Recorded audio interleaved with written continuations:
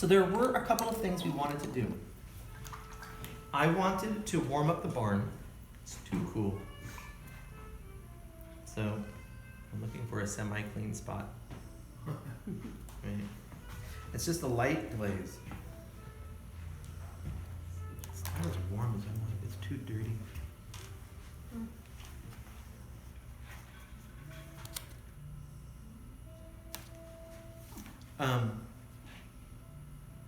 I wanted a, yeah.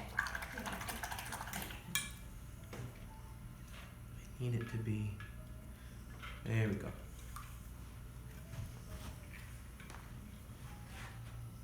Yep, that's better. Right, it's catching some light. And then I'm gonna take that same mixture, I'm gonna daub off my brush so it's dry. Get a little bit of light. Awesome. On the roof. Awesome. Right. And now's the fiddling part. I do feel like I'd like the value of the shadow to be a tiny bit darker. Yes. Thank you. Yep. There we go. Right. Well, that looks fabulous. Much. It's better now. Yeah. Yep.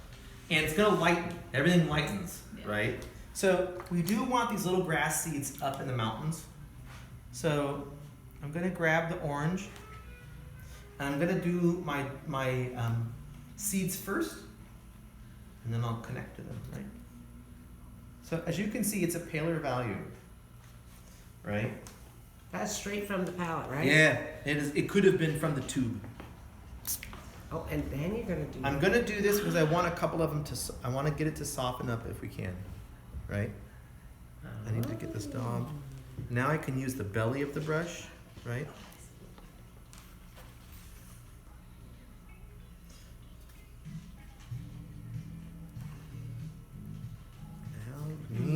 Right, man.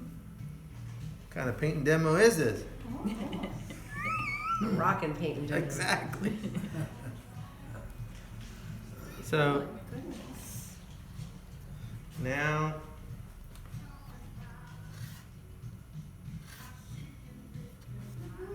get in there.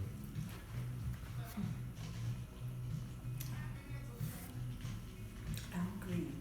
Yep. Yeah. Very good. The information's back there somewhere. I know. I love it when it just explodes. Yeah. So I'm using the body of the brush to get me a dry brush stroke, but since I'm using thick pigment, I can apply it opaquely, right? And, but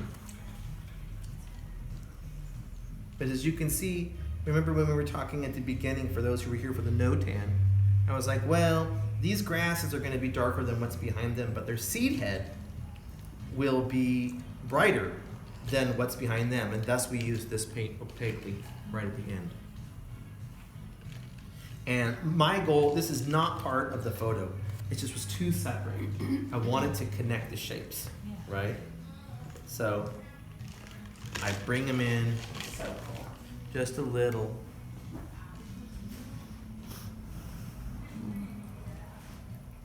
To connect. And from here, I want a couple more strokes of grass, and I think we're on the That's so incredible. on the tail end of this.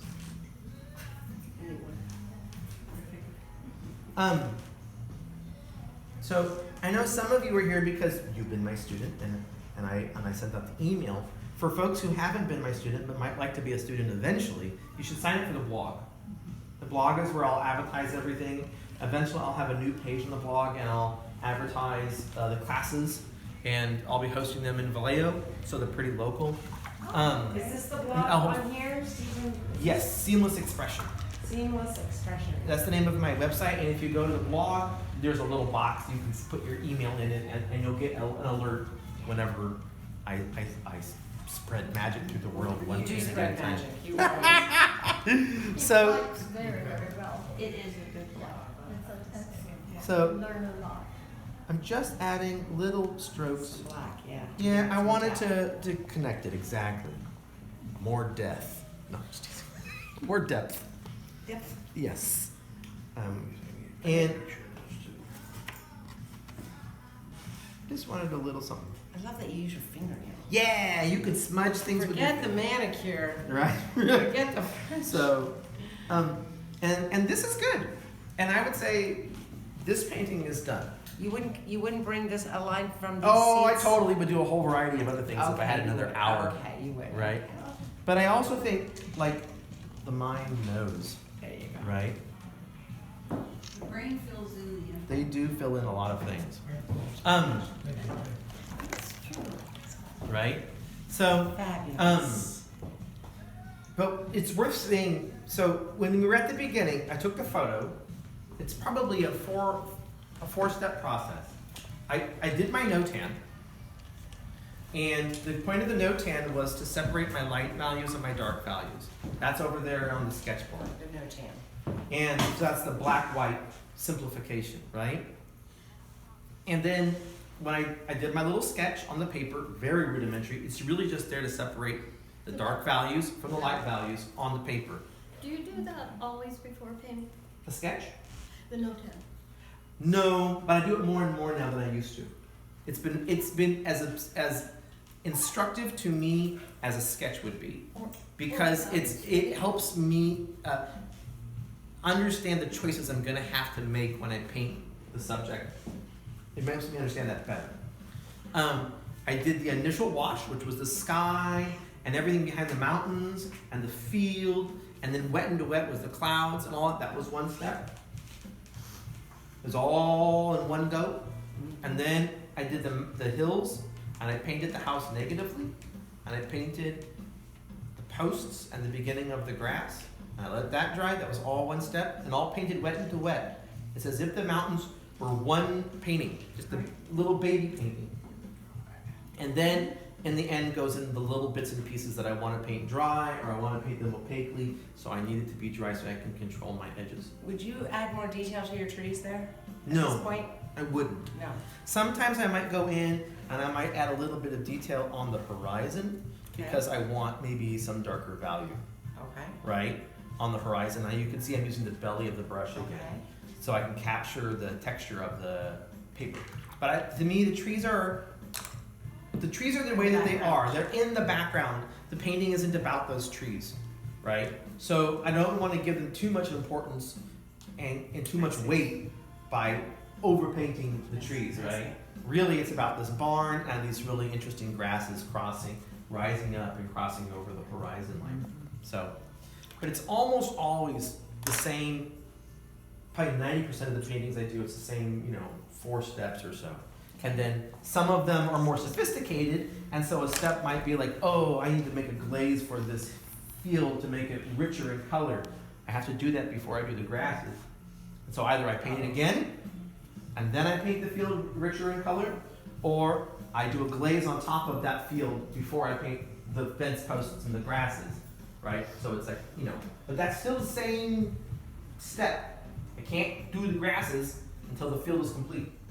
That's the way it always is. And here's the question I always ask. What if you wanted to do something here? Up in the sky? Yeah, is it too late, or can you put more little clouds, or just leave You could. I have done it. It is a dangerous endeavor, Yeah. right? Yeah. So everything would have to be bone dry. I wouldn't touch it till tomorrow, right? Because if you accidentally wet, if you want to add more clouds or something, Okay. the fear is that you're going to reactivate this not 100 billion% dry mountain, and then you've got a mess, right? And that's where it almost always happens. So when I've seen students work, I don't have to teach students, hey, you should try and fix your painting. Like, everybody's doing that from the beginning. That's the habit to curb. What I really need to teach students is, hey, be confident and bold in your brushstrokes, and then leave it alone, right? That's what people really need to learn. People are always trying to fix everything. So, and that's where a lot of problems happen.